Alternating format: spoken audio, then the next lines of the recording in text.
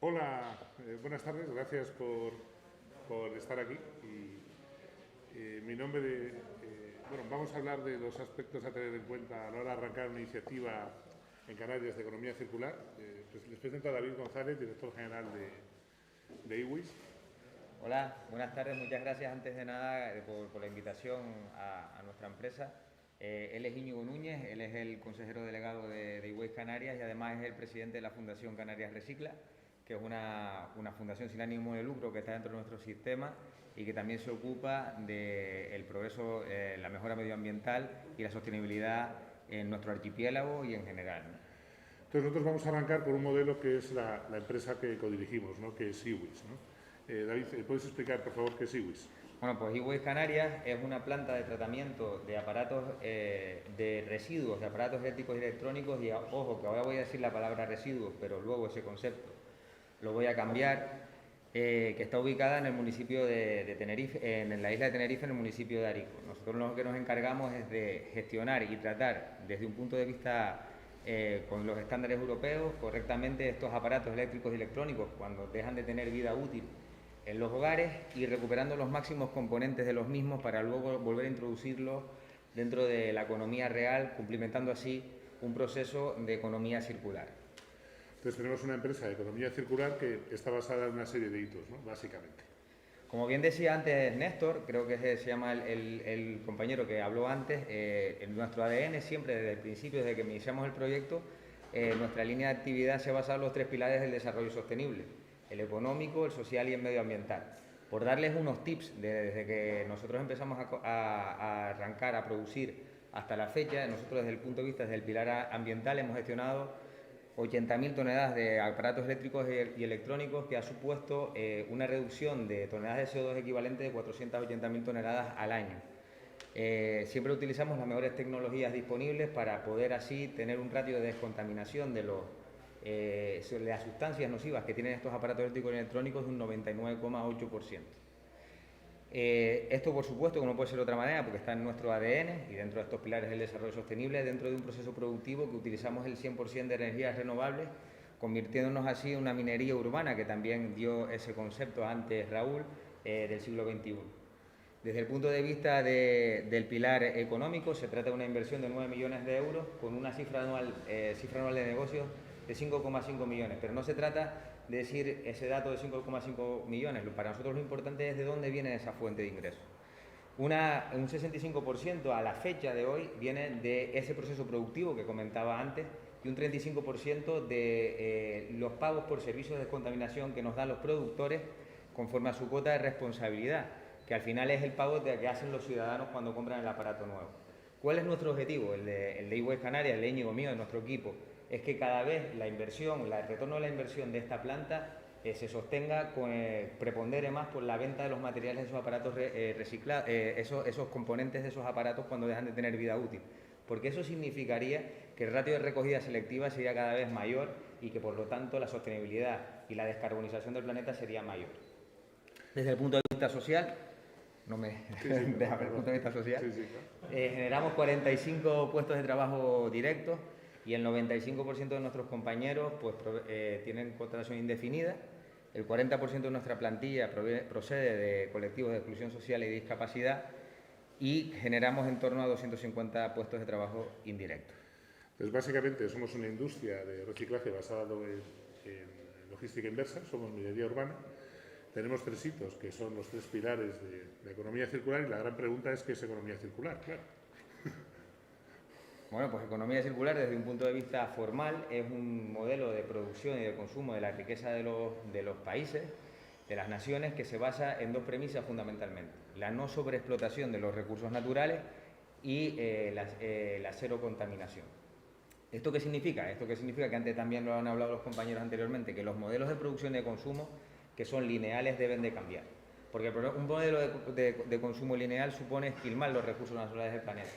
Y un modelo de economía circular se trata de extraer solo una vez los recursos naturales para darle vueltas infinitamente para conseguir esa sostenibilidad y ese futuro que es necesario.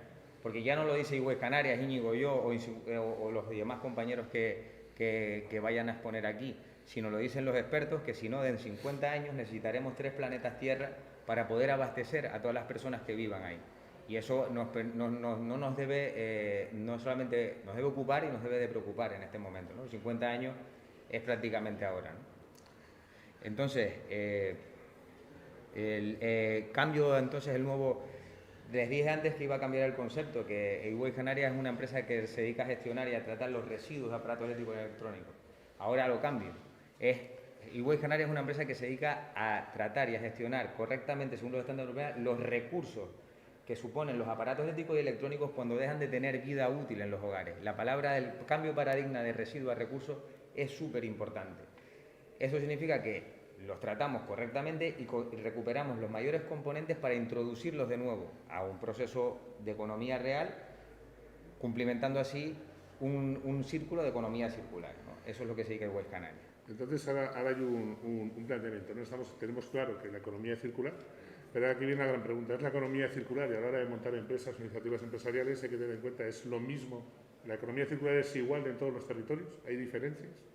Pues aquí nosotros tenemos algo que decir, en nuestra modesta opinión, porque tenemos la experiencia, no porque seamos diferentes, tengamos más conocimientos que los demás, pero sí tenemos la experiencia de tener una industria de economía circular en Canarias. Y yo digo, existen limitaciones, ser canario es genial, yo soy canario, me encanta vivir aquí, esto es una maravilla, pero tenemos que tener en cuenta que esto es un mercado imperfecto. ¿Y por qué es un mercado imperfecto Canarias? Porque es un mercado que está alejado del continente y está fragmentado. Eso significa que producir ya es más caro, pero si además producir es más caro, nosotros necesitamos que esos recursos que son nuestros, que generamos aquí en Canarias, se queden aquí para hacer viable un desarrollo de una industria de economía circular en nuestro archipiélago. Y no está ocurriendo, es difícil a veces mantener esa masa crítica, mantener ese volumen. ¿Y por qué es difícil? Me dirán ustedes. Jolín, David, Íñigo, ¿por qué no son capaces ustedes de conseguir lo que son recursos aquí en Canarias? Pues yo lo voy a explicar. Canarias es una comunidad autónoma que es inminentemente importadora. Entonces los contenedores bajan llenos y suben vacíos. Yo si fuera el director financiero de una naviera y me contratara a Íñigo como me he contratado para eWaste, yo lo haría también lo que hacen ellos. Dicen, oye, pues si yo ya tengo mi margen de subida en vacío completo, yo hago una subida en vacío del contenedor, una subida en el contenedor barata para que se me llene y así tener más rentabilidad para mi compañía. Pero eso que lo que ocurre aquí es que nosotros perdemos ventaja competitiva de nuestra cercanía en esos recursos que son nuestros y por lo tanto no podemos generar industria ni podemos desarrollarnos como industria aquí en Canarias, ¿no? La pregunta es si hay medidas, ¿no? Los gobiernos están tomando medidas para arreglar esta situación. ¿Hay normativa? ¿Hay algo? Existen soluciones. La ley orgánica, que es el régimen económico y fiscal de Canarias, en su artículo 14, habla del principio de proximidad y el principio de continuidad. El principio de proximidad es un principio medioambiental que dice que cuando existe una planta de tratamiento preparada para ello, el origen del recurso tiene que ser tratado en esa planta de tratamiento para tener un impacto medioambiental lo más positivo posible. Eso está en una ley orgánica que dice el régimen económico y fiscal de Canarias. También está el principio de continuidad, que es un principio económico que aplica a las regiones ultraperiféricas como somos nosotros y que dice que el coste de logística desde donde se origina el recurso a la planta de tratamiento debería ser el mismo, habría que compensar esa fragmentación territorial para que fuese el mismo coste que si hubiera una continuidad territorial. Entonces, estas herramientas existen. Entonces, si esto existe, ahora te pregunto yo a ti, ¿vale? Si esto existe, ¿por qué en la Europa continental sí se generan puestos de trabajo y en Canarias no? Vamos a ver, a título de resumen, es montar una industria en Canarias es fastidiado porque necesita volumen, economía de escala. Es importante para que haya economía circular que se pueda ver la posibilidad de montar industria en cualquier isla, no solamente en las grandes. Y ese es el gran reto al que nos enfrentamos. Entonces, en el mundo de la industria del reciclaje, básicamente hay una ley que dice que quien contamina paga, ¿no? Y normalmente el que se ocupa de financiar eso son los que ponen el producto en el mercado, ¿no? Los productores. No todas las categorías, como decía Raúl, los colchones, etcétera, tienen un financiador cuando es negativo, pero hay otras que sí, ¿no? Entonces, en el caso de los aparatos eléctricos y electrónicos, y para el resto de los productos en Canarias hay una cosa que nosotros llamamos la paradoja canaria, ¿no? De la economía circular, que es bastante sencilla de explicar.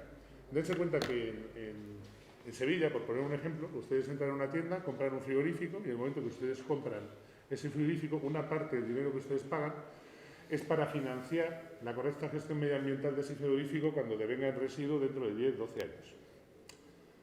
En 10-12 años eso se rompe, aparece en un punto limpio, en Sevilla, y se lleva a tratar a una planta que está en Andalucía. ¿Por qué? Porque está en la misma plataforma continental, no hay un problema de transporte. ¿Y dónde se genera el puesto de trabajo? En Sevilla. ¿Qué sucede en Canarias? Como resulta que es más caro enviar un frigorífico de Lanzarote a Tenerife que de Lanzarote a Sevilla, ustedes entran, compran el aparato, pagan el dinero para que eso se financie correctamente, pero cuando eso deviene en residuo, ¿dónde viaja? A Sevilla. ¿Dónde están ustedes o nosotros generando el valor y el empleo? En Sevilla.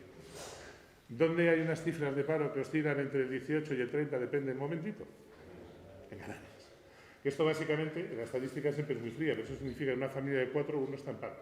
Eso sí tiene suerte y la distribución es uniforme.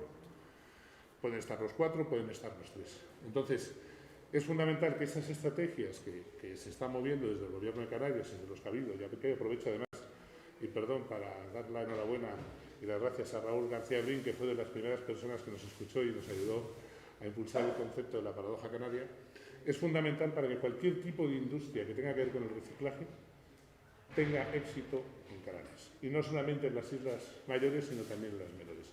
Sin eso es muy difícil porque no hay economía de escala y va a haber fuga. Y sobre todo no está generando el valor en Canarias, sino está generando en cualquier otro sitio. ¿Vale? Eso es fundamental para arrancar una industria. Y esto nos lleva a, pensándolo en positivo, qué beneficios tendría que se pueda montar industria de reciclaje en las islas, o cuáles son los perjuicios, ¿no? Y aquí como ejemplo tenemos e-waste que se puede extrapolar. Bueno, nosotros ponemos de ejemplo a e-waste porque es el ejemplo que tenemos, no por con ningún afán de protagonismo. Ya nos gustaría que esto fuera extrapolable a otras industrias de economía circular que se pudiesen generar con otros recursos que se hacen aquí en Canarias para poder ponerlo aquí y exponerlo. Pero la pregunta que nos tenemos que hacer no es qué pasaría en Canarias si no tuviese e-waste, sino qué pasaría en Canarias si tuviese más empresas como e-waste, ¿no?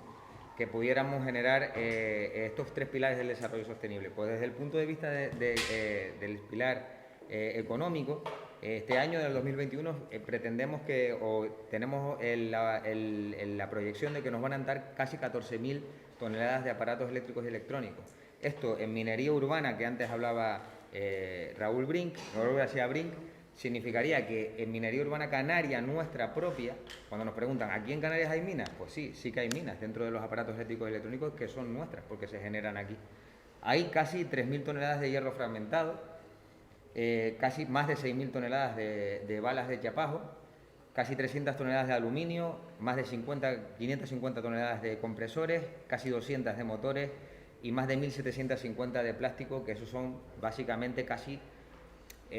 como ejemplo, los materiales que más se recuperan de los aparatos eléctricos y electrónicos.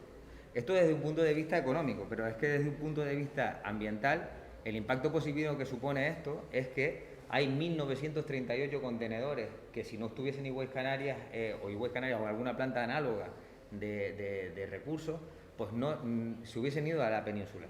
Con el impacto medioambiental negativo que eso supone, con la carbonización del planeta que eso supone, que también la hemos calculado y supone 789.316 toneladas de CO2 equivalente. Esto desde el punto de vista ambiental. Y desde el punto de vista social y de creación de empleo, pues lo que dijimos antes, ¿no? Creamos entre empleos directos e indirectos 295 personas. Si esto lo extrapolamos a un desarrollo de una industria de economía circular aquí en Canarias, ¿a dónde podríamos llegar, no? ¿Qué impacto medioambiental, qué impacto social y qué impacto económico podríamos tener en nuestras islas, ¿no? Y por último, me gustaría que Íñigo nos explicase, dentro de lo que viene siendo un esquema de economía circular, cómo es la situación en Canarias. Sí, a título de resumen, lo que ha dicho David, y antes Raúl lo ha mencionado, ¿no? Con la venida inversa y los estados en vertederos, ¿no? Canarias es una zona eminentemente importadora, por lo tanto nosotros compramos de todo. La diferencia que hay entre una mina y una minería urbana es que nosotros lo tenemos en casa. Y todo eso es recurso si se deposita en los sitios adecuados. Si se hace mal, es residuo.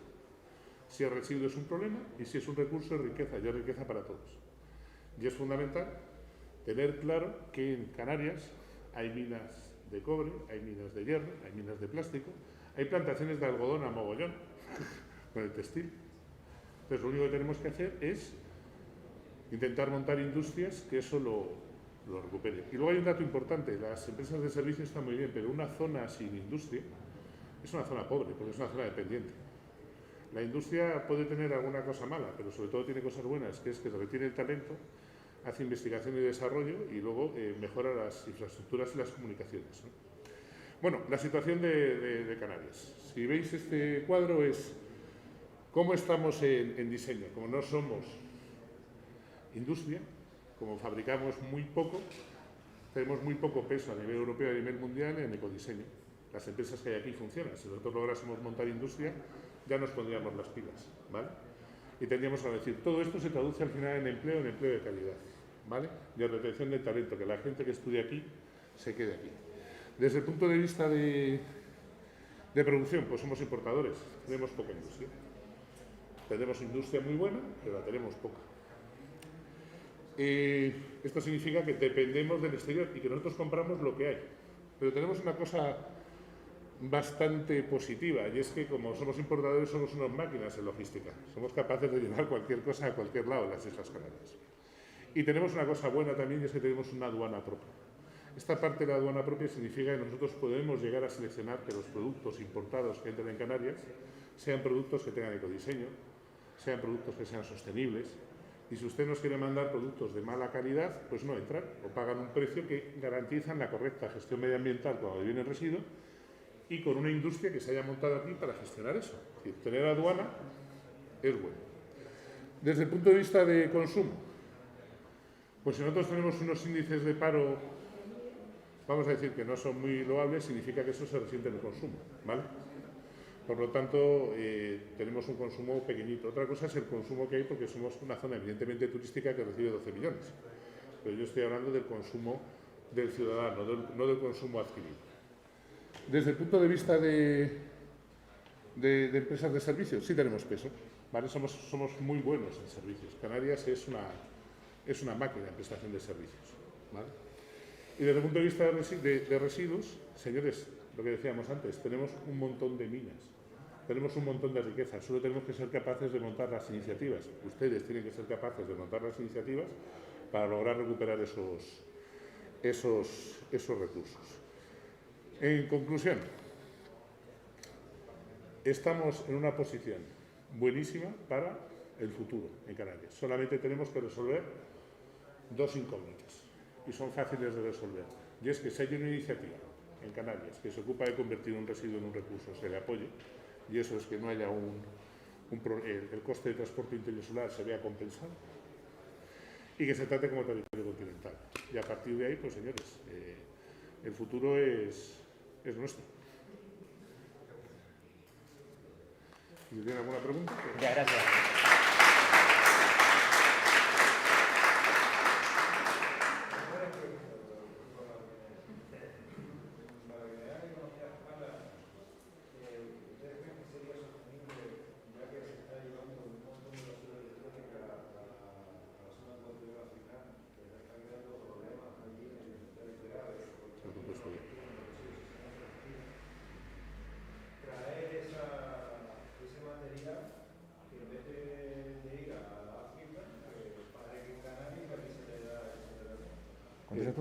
Sí, mire, el problema de la basura electrónica que va a África a otros países no es que se esté enviando basura, ¿vale? Es que se está enviando a países que no tienen ningún tipo de regulación. Entonces, algo que aquí tiene que tener un tratamiento, efectivamente es un problema económico, se envía de manera alegal o ilegal a un país donde la gente de allá, el empresario, vamos a llamarlo entre comillas, recupera lo que recupera. No, esos son países no tienen regulación. Entonces, usted lo que hace es que manda algo que aquí podemos considerar que tiene que hacer un tratamiento, usted lo manda allá, y como con la parte esa que no se puede tratar, que es mucha, da igual lo que haga, pues lo dejan ahí botado, ¿vale? Entonces, es un negocio espurio y muchas veces hay detrás mafias de financiación de todo tipo de cosas, pero el problema es que hay un movimiento económico, ¿vale? Y hay un movimiento económico que está el señor que desde aquí o desde cualquier otra zona lo envía porque él se quita un problema, y el del otro lado, que es lo que le hace es una fuente de generación de ingresos. ¿Vale? No compran basura, ellos compran algo que comprar luego nuevo. Allí ese problema no existe, entonces directamente lo botan. A nosotros nos cuesta 40 euros o 45 euros por el vertedero, intentamos que sea lo mínimo posible, va a subir a 70 ahora, pero en esos países es cero. Entonces imagínense ustedes la gracia. Entonces hay dos personas sin escrúpulos, el que vende aquí y el que compra ahí. ¿Vale? Pero me imagino que a partir de las regulaciones europeas se podría... No, si la regulación europea está, es ilegal enviar producto ahí. Sí, bueno, nosotros, aparte de tener, nosotros también estamos en una asociación que se llama Asociación de Gestores de Residuos de Canarias, donde luchamos precisamente contra esos flujos ilegales de residuos, que es una de las lacras también que tiene el sector, pero no solamente desde un punto de vista económico, sino desde un punto de vista de salud de las personas que en esos terceros países reciben esos pues, aparatos eléctricos y electrónicos que no son correctamente utilizables para una persona, para la salud de una persona. Normalmente eso se envía como aparato de segunda mano reutilizado, que no es verdad, porque tiene que tener unas características. Entonces la persona que lo recibe ahí, lo que logra hacerlo funcionar lo vende, lo que no le saca el material que vale y el resto lo bota. Entonces es un problema de control de aduanas. Y de... ¿Ustedes el reciclaje de plástico tienen pellets o eso se lo dan a autotransformador? Nosotros lo damos a autotransformador. Sí, sí, otro. ¿Sí? Buenas tardes. Me ha gustado mucho su exposición. Empezar por ahí. Gracias. Me gustaría saber cómo procesan ustedes, por ejemplo, si le llega una impresora. Ustedes separan componentes y después venden a... Sí. ¿Lo pregunto? Sí, Yo, sí. vale. O sea, dentro de lo que es el aparato eléctrico y electrónico, el tratamiento es un mundo, ¿no? Entonces, se divide en diferentes fracciones según la legislación, etc. Entonces, el caso que usted comenta, que son impresoras, se llama pequeño aparato eléctrico y electrónico, se llama FR5, dependiendo del tamaño, o FR4. Entonces, cada una tiene un tratamiento que está especificado y efectivamente luego está dentro de los residuos, lo llaman residuos, que para nosotros son recursos peligrosos o no peligrosos. En función de eso hay un tipo de tratamiento y lo que se trata en todas estas fracciones es de recuperar los componentes del mismo. Y entonces los volvemos a vender pues como cobre, como aluminio, como plástico, todo lo que esté, todos los digamos elementos que esté compuesto de ese aparato. Lo volvemos a vender para luego que sean utilizados en fundiciones, etcétera, etcétera, para hacer otro producto. Ya puede ser otra impresora o una bicicleta, ¿sabes? Se trata de hacer eso. Hacemos dos cosas. Una primera es, desde un punto de vista medioambiental, descontaminarlo según los estándares europeos para que no haya un impacto medioambiental positivo. Una vez descontaminado, lo que intentamos es recuperar todo lo que es posible de volver a introducir en el mercado para venderlo y que vuelvan a ser otro aparato, otro producto. Y lo que no logramos recuperar, lo que intentamos hacer nosotros es llegar a acuerdos de transferencia de conocimiento para intentar, lo que decía antes Íñigo, no llevarlo nunca a vertedero. Nosotros intentamos que no se vierta, porque eso es el fracaso del sistema. Entonces ahí sí es un residuo. En el momento, para nosotros es un residuo en el momento que no tenemos una oportunidad de darle otro insumo, ya no por un rendimiento económico, sino para que sea un insumo en otro proceso productivo. Entonces, eso es lo que se trata, ¿no? Se trata de... eso es a donde nosotros tenemos que llegar. ¿Por qué no llegamos todavía al 100%? Nosotros intentamos que cada vez nuestras líneas de rechazo en cada una de nuestras fracciones tiendan cada vez más a cero, al 0%.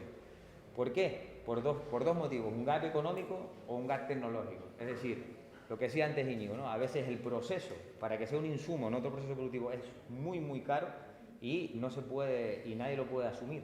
Entonces, bueno, ahí la solución es poner, pues a lo mejor, procesos, o sea, ayudar a que eso sea más competitivo y poderlo meter en un proceso productivo, ¿no? Tenemos que ir a ese punto. Y luego el gap tecnológico es invertir en I+D+I. Significa que ese subproducto todavía, a la fecha de hoy, no puede ser un insumo, no se sabe cómo se puede, para eso están estas cosas. Y I+D+I para darle una utilidad a esas cosas. Eso sería lo ideal, ¿no? Que cada vez tendiese más a ser. Hay una cosa que es muy importante, que es el matiz recurso-residuo, ¿no? Esto es una opinión muy personal nuestra, ¿no? Pero todas las leyes que están saliendo siguen llamando ley de tratamiento de residuos. Esto viene de cuando interesaba que la cosa no tuviese valor, del sistema antiguo de gestión de basuras, ¿no? Pero las leyes deberían ser ley de gestión de residuos o materias primas recuperadas, porque tiene un valor y el ciudadano, el consumidor tiene que saber, tiene un valor. No es, yo te cojo la basura y ya me quedo con lo que vale y te estoy haciendo un favor. No, señores, el modelo cambia. Y el nombre en estos casos es importante. Ustedes lo que tienen en sus casas son recursos. Y si ustedes lo depositan mal, lo acaban de convertir en un residuo. Sea lo que sea. ¿Vale? Entonces, y las leyes deberían cambiar. Es de recursos. Quería saber, por ejemplo, con las carcasas de las impresoras, que se supone que hay diferentes tipos de plástico y ese en concreto creo que no es transformable, o sea, lo que sería como se hace con los tapones y cosas de esas. Ese no se puede. No, sí. Me gustaría saber qué es lo que se hace con ese tipo de plástico. Hay un tipo de plástico que es el plástico PAE o el plástico BAE, que es el caso de las impresoras, que nosotros tenemos, bueno, de hecho quedan todos bueno, si no me matas, quedan todos invitados a ir a la planta para ver el proceso que hay. Vale, entonces ese plástico, el concreto, es un plástico que se llama plástico PAE. Cada plástico tiene un valor y cada plástico tiene pero tú lo puedes vender. Ese plástico yo lo vendo, lo trituro, o sea, nosotros, ¿no? El Waste, ¿no? Lo trituro y lo vendemos en contenedores, lo metemos en big bags y lo vendemos en contenedores. Puede ser que haya veces que valga, me lo voy a inventar, 100 unidades monetarias en la tonelada y hay veces que puede valer 80 o 50, pero puede salir, siempre puede salir. ¿Y sabes qué tipo de objetos se obtiene con ese? No, porque nosotros lo que hacemos, eso ya sí que no, ahí no te puedo llegar a decir. Espero que, o sea, no, puede ser cualquier cosa, porque nosotros lo que llevamos es a un, por ejemplo, el plástico, el caso del plástico, te voy a hacer un caso concreto, ¿no? Que me llamas que estás preguntando un caso concreto. El plástico se lleva mucho a Taiwán ahora. Y en Taiwán hay grandes empresas que se dedican a fundir el plástico y a hacerlo otra vez como dentro de ese proceso, como placas de plástico para poder hacer otros productos. El hierro, por ejemplo, es muy demandado en China, en España también, en Europa y en India. Y con ese con ese hierro que nosotros le mandamos, hacen pues placas de hierro y hacen otros aparatos. Permíteme un matiz. Es muy importante en el negocio del reciclado, igual se entiende mejor esto con la iniciativa de Néstor. Nosotros al final lo que sacamos son materias primas. Entonces, con esa materia prima, cuando se mete en un proceso productivo, se puede hacer cualquier cosa que esté dentro de la tecnología. Pues hemos sacado una fibra y ¿para qué se usa? Para hacer ropa. Y dentro de la ropa, un colchón, un calzado. Nosotros igual sacamos plástico. Pues ese plástico, esas características, tiene unos usos. Bueno, a mí me llama la atención de ese concreto porque tenía entendido como que no... No, pero yo creo que eso es... No, yo creo que estás confundiendo plástico. Los plásticos que provienen de los RAE, todos salen. Todos salen. Había una época... Unos más, otros menos, otros salen. Que había tenido un tratamiento diferente los que tenían la protección para que fuesen inífugos y estas cosas, pero todos salen. Todos salen.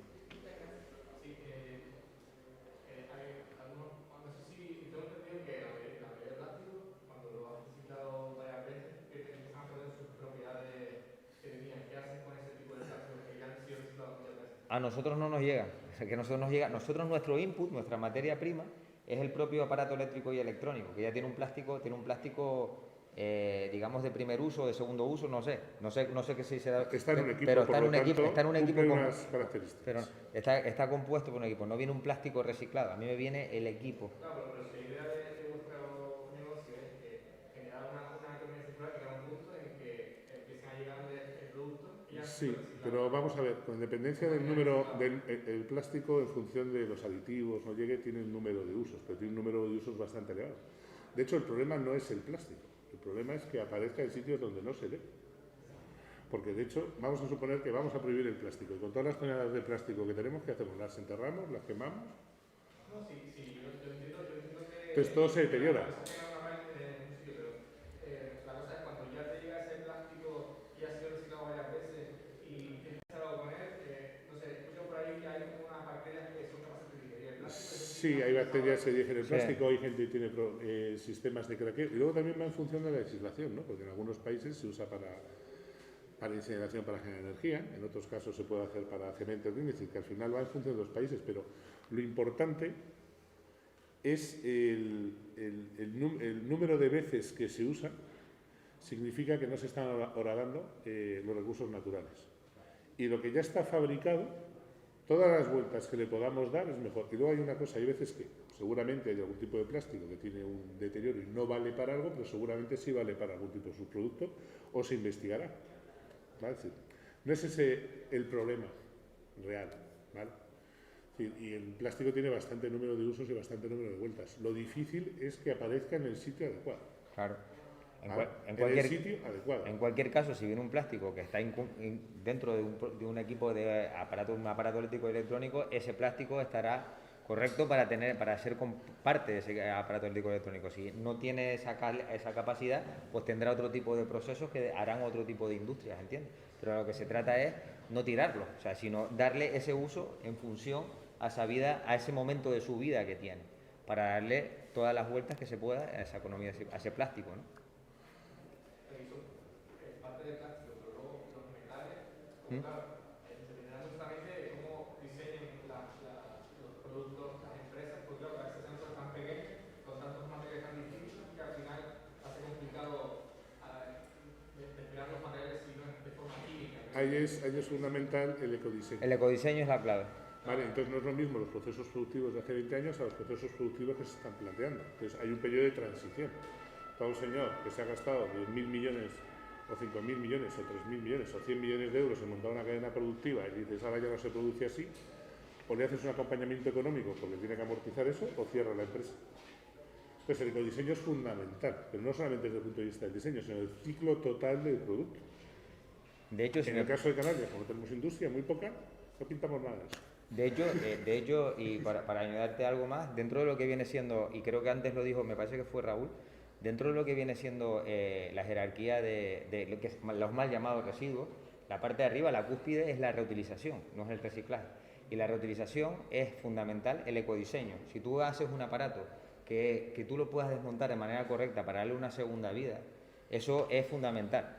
Y por eso cada vez más tenemos que tender a ese modelo de... O sea, la economía circular no es un movimiento medioambientalista, es un modelo económico. Sí, es transversal.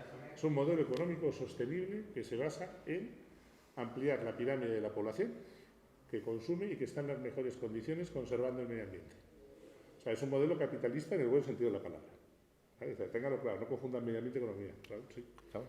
Sí, no, nos fijamos Sí. que como hablamos de los metales, de los plásticos, pero a mí hice un curso de economía circular hace ya un año y una de las cosas que más me llamó la atención es que quizás el mayor problema que existe dentro de la economía circular es el problema, o sea, de que tenga, al final ves cómo se están intentando desarrollar incluso tecnologías de inteligencia artificial para seleccionar y determinar hacia dónde debes enviar, vamos a decirlo así, cada una de las prendas, es complicadísimo. O sea, si me permitís una analogía. Yo no sé lo que opinan ustedes. No, es que totalmente de acuerdo, la totalmente de analogía acuerdo. que has dado es perfecta.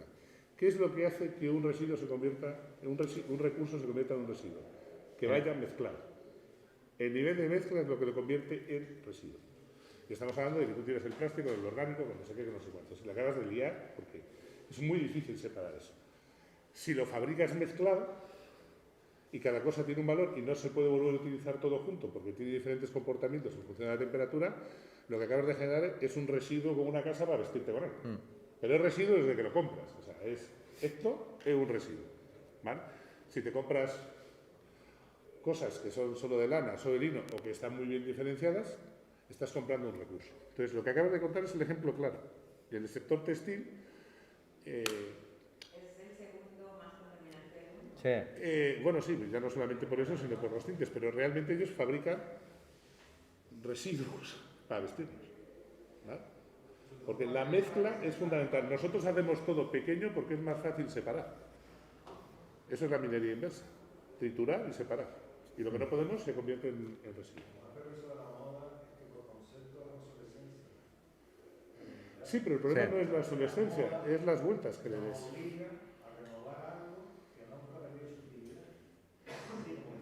Bueno, eso es una discusión filosófica, porque tú ¿qué compras? ¿Compras utilidad? ¿Compras estatus? ¿Compras imagen? Es decir, ¿qué vende la moda? Es otro discurso. Es otro discurso. Pero si esa moda fuese circular porque está bien diseñada, el problema no es que tú te cambies de camiseta cada 3 días, por decirlo de alguna manera, ¿no?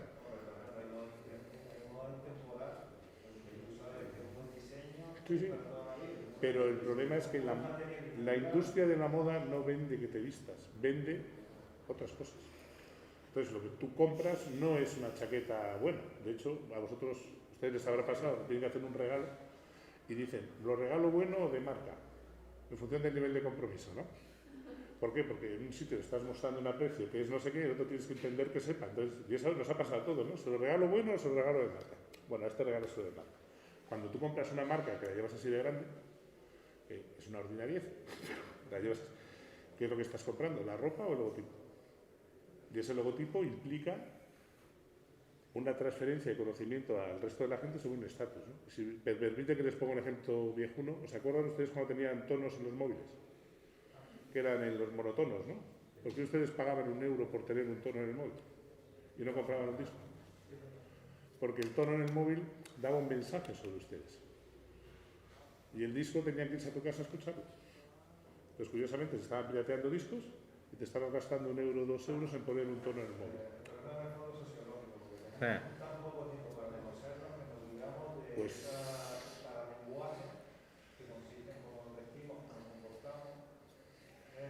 pero al final, sea por lo que fuere, lo que es fundamental es que la industria textil haga las cosas que no sean un residuo, sino que sean un recurso.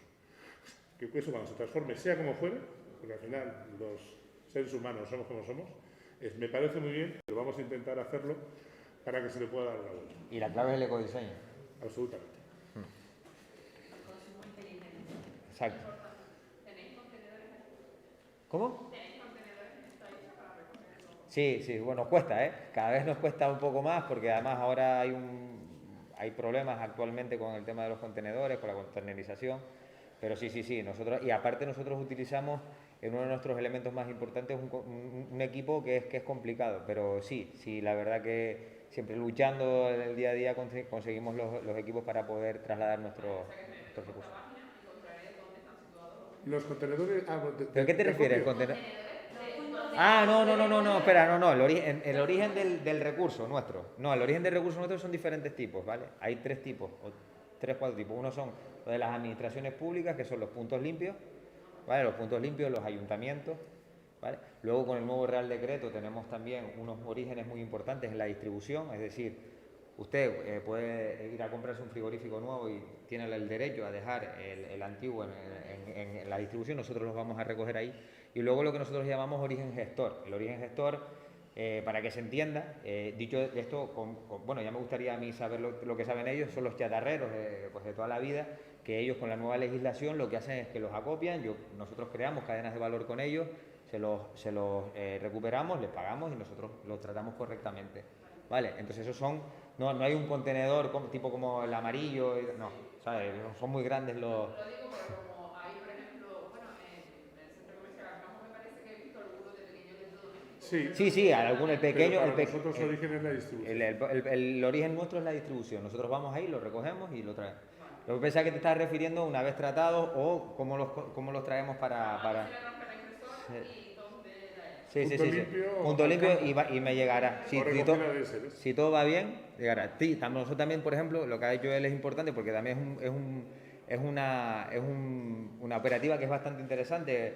Cuando no todo el mundo lo lleva al punto limpio, nosotros tenemos acuerdos con los ayuntamientos para que esos enseres que ellos recogen, esos aparatos electrónicos nos lo lleven a nosotros, ¿no?